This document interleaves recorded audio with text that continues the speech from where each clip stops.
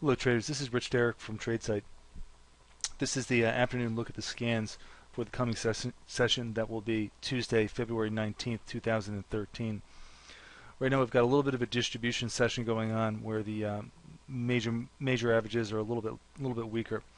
We've got definitely more sell signals than buy signals from our NASDAQ patch. We've got a couple of volume bumps.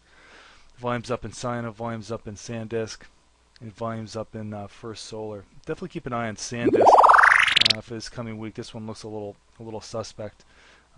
Pretty big day today. It's up 3%. It's above $50, and stock tends to have trouble once it gets above 50, and we're running pretty deep into the count for the secret countdown. As far as the financials go, definitely more to the sell side than the buy side. Seeing some pretty good volume here in MetLife.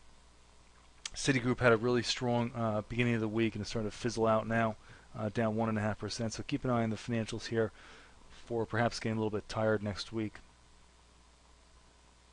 As far as the energy names go, they're also a little bit tired today. We've got 3 CPS signals in place. There's a couple of names here with some pretty big volume. RIG, big volume today, and that's fairly weak, about 2% below the open. ACI is almost 5% below today's open, so there's definitely a lot going on in the energy patch, so keep a close eye on those next week. Now, as far as market generals go, fairly well paired off as they usually are going into expiration. There's definitely some volume here. Walmart's pretty weak today, and it's trading a lot of volume, and that's, I think, above and beyond just what's going on with the options. Best Buy still trading pretty aggressively here today. Today is one of the stronger days. As far as the housing and transports, not really seeing too much there. A couple of sells popping up. Hovnanian definitely up on some really good volume, 4.5% above the open on a nice volume bump there. And finally, the commodity names. Commodities are fairly weak today.